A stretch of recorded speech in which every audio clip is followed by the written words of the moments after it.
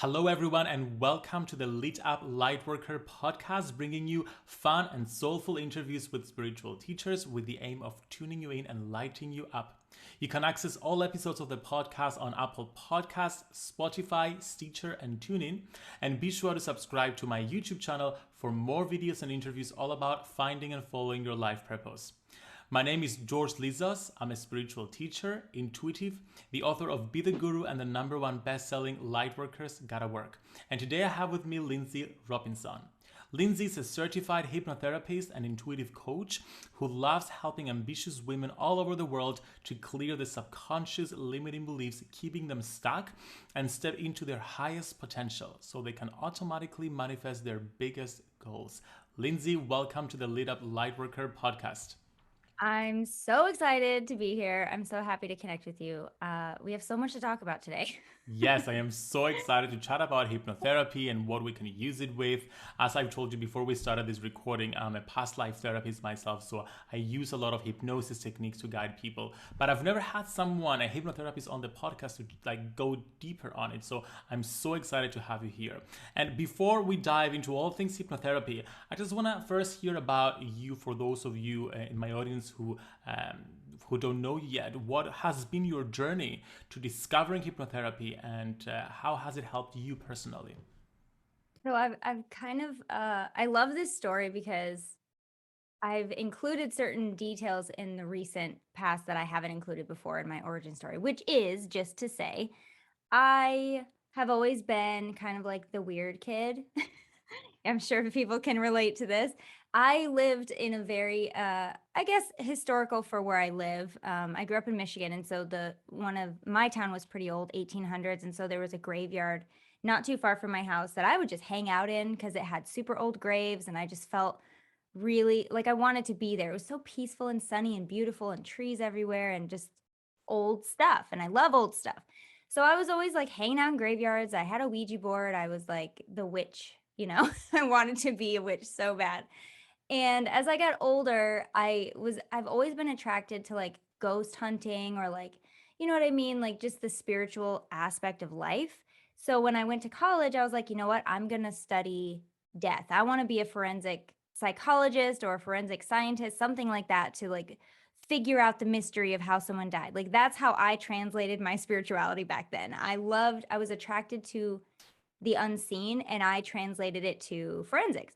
I realized very quickly that wasn't my thing. I don't like I've kind of grown out of the gruesome phase, and so I kind of aligned more with the lighter side of spirituality. So like I've grown up thanks to my father. He was always talking about reincarnation and past lives, and I've always been attracted to that as well. Like we aren't just here now. We have been here, and we've experienced, and we've learned, and we've grown that way too. So I was always like, okay, reincarnation, past lives, hypnosis. I know that's also dealing with the mind, which is so fascinating to me. So I was like, maybe I could just do hypnosis. I'm sure you must have heard of these books, hopefully, Destiny of Souls and Journey of Souls by Michael Newton, who is a past life therapist.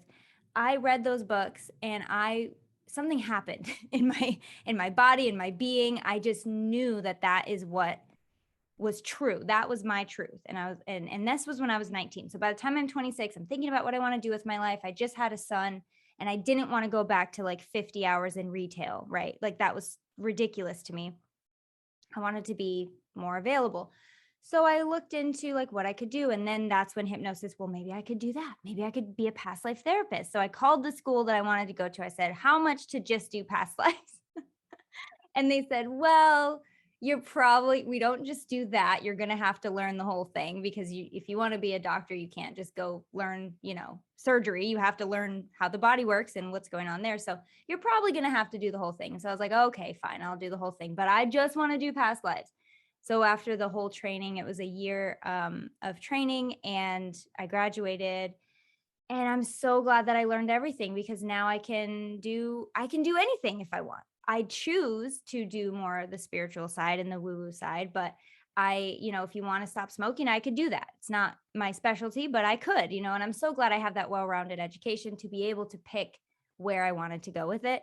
And where I chose to go with it is seeing people like me who are business, people who want to step into their sole purpose, they're and create a business, and they know there's something in their mind holding them back, whether it be fear of success or money stuff or gosh, whatever it is. That's what I choose to work with, and it's really, really fun. And I know I'm doing what I'm supposed to do. I The end. love I love that story, especially the childhood part, because that's how I started my origin story. I used to be the weird kid, like standing in the middle of like a field of yellow daisies, like staring up at the sky, wondering why am I here? What am I doing? We Yes. I all would wait for the UFOs to come and pick me up. Like that's what I would do. I would look for them in the sky. The world needs weird kids, George. like every single light worker I speak with, we all have these like this origin story where we identified as weird and Yep. then eventually took that weirdness and turned it into a business. I did not expect the forensic aspect here, but why not? I just took a hard left and wanted to. There was one particular, without getting too graphic, that I have to read. You have to read the books and like based on this picture, how did this person die? And that was just like, I can't do this forever. Like there's who, God bless the people that can do that forever. I need the light. I need to be in the light. Yes, yes, makes sense. So talking about hypnotherapy, like it's such a diverse kind of modality. It can help us with so many things. But let's just go to the basics for people who have heard maybe the term, but they don't know what it is or they think it's something else. So what is hypnotherapy? Hypnosis and hypnotherapy, first of all, is it's way simpler than I thought it was. It's a simple process of getting the client, or if you're doing self hypnosis, to really hone in and laser focus on an objective. And that is probably the main difference between meditation and hypnosis, because with meditation, you're just kind of allowing what comes, you're clearing, it's a clearing so that you can receive information. With hypnosis, you know what you want, you're going for it, and it's about rewriting your mind to be on the same page with your conscious goals. I can go into kind of how it works to give people a better idea and be pretty brief. I, I love explaining it in this way because it's so easy to understand. But basically, if you can just pretend that your mind is a circle, and what you're born with, all babies are born with the fear of falling and the fear of loud noises, and of course the fight or flight response, which is triggered by the fear of falling and the fear of loud noises. So that's it. That's all you're born with. That's why they say kids are sponges. You take in everything. So everything that you've learned besides that is learned. And so in that way, it can also be unlearned, which is a really nice breath of fresh air to know that you're not stuck with anything that you kind of picked up along the way. But up until about age 8 or 9, your mind is completely open. You're accepting everything pretty much as true because you have nothing to contradict it. You don't have any rational thinking yet. So as you're taking in all these things, you discover things about yourself like, oh, I love chocolate. I don't like broccoli. I love presents. I don't like getting punished or having timeouts. Things like that. You understand what you like and what you don't like. Those are called knowns. So that when you hit about 8 or 9, you get what's called a critical filter, which acts as a separation between the conscious and the subconscious. Am I speaking too fast? Sometimes I do that. It's all good. Okay, good. So the critical filter or critical mind acts as that separation between the conscious and subconscious. By then, age 8, 9, maybe 10, you have established your subconscious, which is everything that you've taken in up until that point that you identify as true, or rather that your mind identifies as true, which could be money doesn't grow on trees, which could be, anything, clean your plate, things that your parents and your peers and your teachers have taught you that you kind of just took in consciously or unconsciously. Now, in your conscious mind, now that you've developed it, you have your rational thinking, your critical thinking skills, your decision making, your willpower, all of that stuff. That is in your conscious mind. So everything I'm using to speak with you is a mixture of conscious and subconscious. I'm choosing the words consciously, but my subconscious remembers how to say them. I'm speaking to you in English, which is an automatic thing for my subconscious to do. The hand gestures, that if you're seeing this, you see my hand gestures flying all over the place. That's a subconscious thing. I'm not choosing to do that. My body just does it. Things like driving a car or writing or, like I said, speaking, those are all automatic behaviors. They live in the subconscious mind. So do your limiting beliefs and your emotions. So if you get triggered by something and you're not sure why, guess what? That's subconscious. If you find yourself in self-sabotage sometimes, or if you feel overwhelmed, or you just can't put your finger on what's going on, but you feel a certain type of way, that's a subconscious thing that we can go in and discover more about. when you have a thought, a conscious thought, like, I don't know, maybe I want to make more money. Maybe I want to be a millionaire. That's a great goal, right? It checks in with the critical filter, which checks in with the subconscious, which again holds everything you know to be true. When that millionaire idea goes into the subconscious or even checks in with it, and there's anything in there that contradicts that, like, oh, well, our mom said money doesn't grow on trees, or, you grew up in a small house. What makes you think you can ever upgrade? This is where we are safe. This is where we are comfortable. Don't go outside of that. And it just kicks that idea right back out. That translates to self-sabotage and going in circles and this fear of futility and all these things. Which then with hypnosis, I can take that same thought and get it to be a little bit more palatable to your subconscious. The whole point of hypnosis is to get your conscious goals on the same page as your subconscious, to really kind of coax the subconscious into believing that this is not only possible, but it is safe and expansive for you to do so.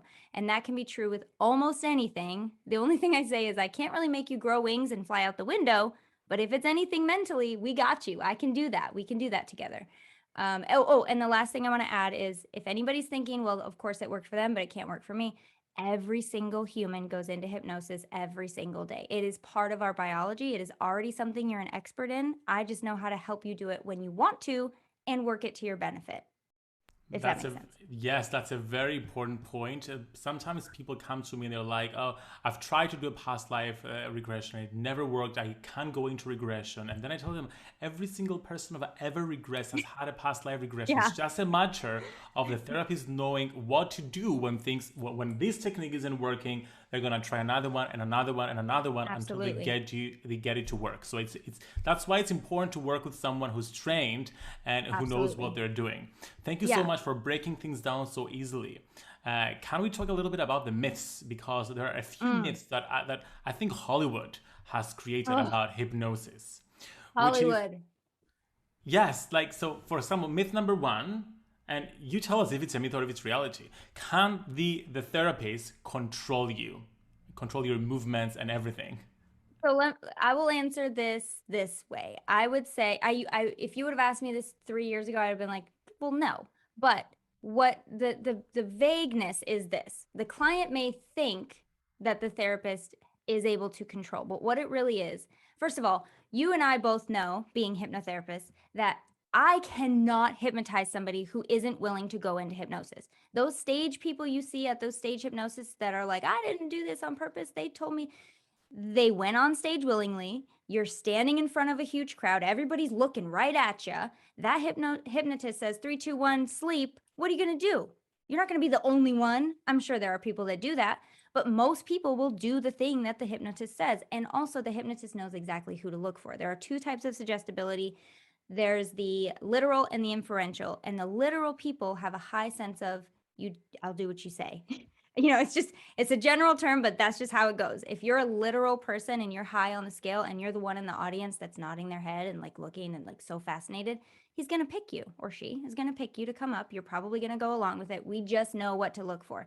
There's no right or wrong way to be. It's just the way that it is. So no, a hypnotherapist cannot control or make you think, do, believe, say anything that goes outside of your core morals or beliefs. I cannot hypnotize somebody to go rob a bank. It just will not happen, because no one can ever get stuck in hypnosis. No one can ever be mind controlled. That's actually brainwashing, which is different. That's not what we do here. Yes. That is completely not what we do. Thank you so much for clearing that out. And also, that was the second one. Can you get stuck in a hypnosis or a past life? And the answer is? Nay, you cannot get stuck in hypnosis. Now, there's another caveat to that as well. Some people who come to me who are very high anxiety, they are kind of stuck in a form of hypnosis, which is fight or flight. They're stuck in that fight or flight, which there's an easy fix for that. It's just take them deeper below that fight or flight and then bring them out completely. So it's so good with anxiety and stress, because we're taking you deeper than you already are in hypnosis, in that fight or flight trance, and then we are bringing you out. So it's very relaxing in that way. But there are people who can get stuck in anxiety, and there are people who can relate to what I'm saying right now, where you just feel like you're always in survival. You feel like you're always in panic mode. Like, be aware of everything all the time. Hypnosis is your answer, I'm telling you. is beautiful for that. What is your perspective and approach to working with hypnosis to overcome limiting beliefs? So I'm going to use an example as well because I just love an example. And I love the money one because it is so common. Yeah. So as I said, or I think there's a reason I brought it up earlier because I was going to be talking about it again and the universe knew that. So it's like, just say it already. So when, let's say I have somebody come to me that's like, well, I know it's money. I know I have scarcity mindset. I know I have lack mentality. And I truly do feel like I will never be able to get to the goal that I want. Their conscious mind wants it. They get excited when they think about it. But when they start to put it into action or think about ways to do it, they get scared, they get nervous, they get freaked out, they stop doing it, they let all these beliefs come in. Because listen, your subconscious only job is to keep you alive. That's it.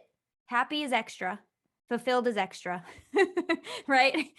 Alive. We're breathing, we're here, we know what's comfortable, we know what's safe. Do not go outside of this box here. When you consciously, because we are so brilliant and we're so expansive and we are so conscious, when we think, maybe I want more for my life, maybe I want to live as if I feel fulfilled and loved and just myself authentically, anything like that, right, will take you outside of that comfort zone. And outside of your comfort zone is a dangerous place for your subconscious because it does not know what's going to happen. Danger, like things we know are dangerous, like a hot stove or, falling off a cliff, those things are equally scary to the subconscious as something it doesn't know. If you've never experienced a lot of money before, it is just as dangerous to your subconscious mind as falling off a cliff. It really will feel that way. So with hypnosis, I take your idea, let's be a millionaire, right? Or even just 100K. Let's just do 100K for now. Because for some people, that's like jumping the Grand Canyon. We'll just take the next level of your income, whatever that may be. And I use the technique of hypnosis to get you into a very relaxed, receptive state. Now, we're not turning off your conscious mind. Rather, if your conscious mind is the one driving, usually, we like to think we're the one driving in the conscious mind, then what we're doing with hypnosis is putting the conscious in the passenger seat, moving the subconscious up into the driver's seat so that both parts of your mind, this is a bad analogy, but both parts of your mind are working together at the same time. Both parts of your mind are listening to what it is that's being said.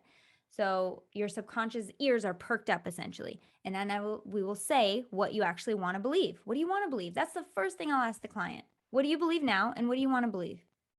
It is as easy as that.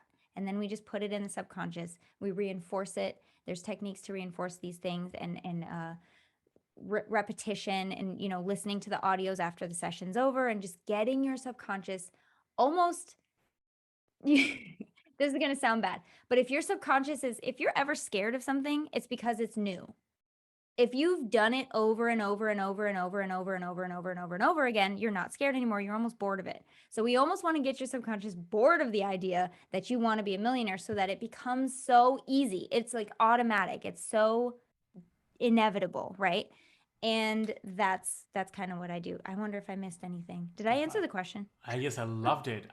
So essentially, we're reprogramming our subconscious mind by planting new beliefs and new thoughts about what we want to create in our lives. And yeah. I'm wondering, are there any other complementary processes we can use to support that? Like, for example, doing affirmations or journaling or something else? Yeah, dude. Okay. So what I want to say before I get into that is remember how I said, what do you want to believe? So that goes back to, I can never make you do anything you don't want to do. I can't. I physically, truly cannot. No one can, unless you secretly want to anyway, right?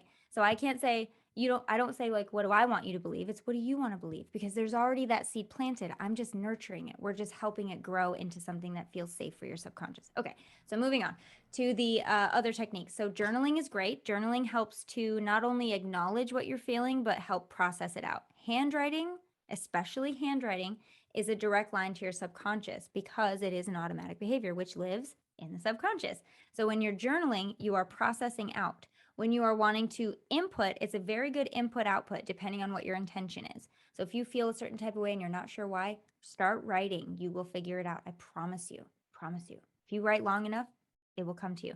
Now, if you want to input, same thing. affirmations, for instance, and we're going to talk about affirmations, but affirmations, for instance, let's say, I will be a millionaire, or I am a millionaire. We'll talk about affirmations. Affirmations are a hot spot for me, so I'm trying to get through this without going on a tangent. Uh, I'm a millionaire. You can write it down, and if you write it in your handwriting, however you write, it is inputting it into your subconscious, which is why affirmations work so well. Now, where we get stopped, can we talk about affirmations now? Where we get stopped, I'm going to ask you because I can talk about this. Where we get stuck or stopped with affirmations is, I am not me sitting here now. I'm not the type of person that can say I'm a millionaire and believe it. It feels like I'm wearing shoes that don't fit. Yes. And a lot of people can relate to that. So don't throw the baby out with the bathwater. Don't just throw out affirmations because the one way someone told you to do it isn't working. The whole process, I believe, of self-improvement and self-empowerment is to find what works for you. It's not self-empowerment if you're doing what someone else wants you to do, right? So give yourself permission to find what works for you.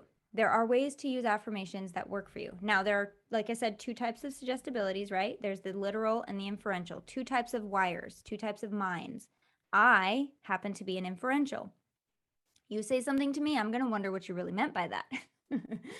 I'm not just going to take it at face value. For people that do and don't ask, don't dig deeper and don't look for the deeper meaning, yes, please use I am affirmations. They will probably work for you. But for those of us that can't, maybe something like, I am ready and willing to receive abundance.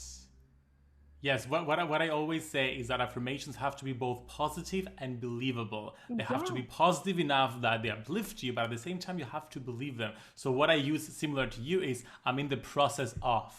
Yes, or I am becoming. Yes, exactly. There you go. It just makes it more believable, but still positive, and therefore allows you to go there. Yeah, it can be simple. Like if you're using money, if you're an inferential person like me and like George, apparently, then you really want to stay away from I am stuff because you don't. Your subconscious knows that you're not. And so it's going to be like, hey, liar, what are you doing? Oh my God, this made total sense to me. This clicked into place right now because I never liked the I am affirmations. I'm like, this doesn't make sense to me because I am not that. So how can I say it? And the beautiful thing that I want everyone to know is you don't have to. You don't have to use them. You can still get benefits from affirmations. You just don't need to do it the way someone else is doing it. So whatever feels good, what feels good today? I am becoming, I am open to, I am ready for, things like that. It is safe for me to be a millionaire. Gosh, what a concept. How does that one feel if you try it on? Oh my God, yes. It's good. So these things, and even if you are an I am person, you can use these because no matter what, I like to weave both suggestibilities into my hypnosis because no one is 100% of anything. No one is 100% literal all the time. No one is 100% inferential all the time. You're going to be flowing through your days and kind of that yin and yang is going to fluctuate. So weave it in. I am becoming is a great one. It is safe for me to is a great one. And you can use that with anything. It is safe for me to be at a healthy weight. It is safe for me to look forward to my success. It is safe for me to be successful. Things like that. It's going to be so fun. I guarantee you, everybody listening is like, oh my gosh, I'm going to go do affirmations right now. Please do. This is why these tools are available to us. It's supposed to feel good. It's supposed to be fun. And your subconscious will help you out if you speak to it in the right way, which is really all hypnosis is. I know how to speak to your subconscious so that it will be your best friend. Well, what a high note to end this conversation. I could seriously talk forever, so you have to shut me up. I can talk forever as well. I love this topic, especially when it comes to affirmations, because I see them being taught in a very rigid way sometimes. Yeah. That's why I'm very passionate about having this conversation. And thank you so much for sharing that with us. And can you please let everyone know how they can get in touch with you and where and how they can work with you? So the best place would probably be Instagram. I would have said my website, but times are changing, aren't they? So Instagram, Lynnsey Robinson. The spelling is weird. Just spell Lynn, Lynn, and then add an SEY, Lynnsey Robinson. You can also find me at lynnseyrobinson.com where you can check out all my programs, my membership, and I think that's it. And all the links will be available in the show notes. Thank you so much for joining us, Lynnsey, and wishing you a lovely rest of your day. been a pleasure, George. Thank you so much. This was so much fun, and I love your sweater. I'll talk to you soon.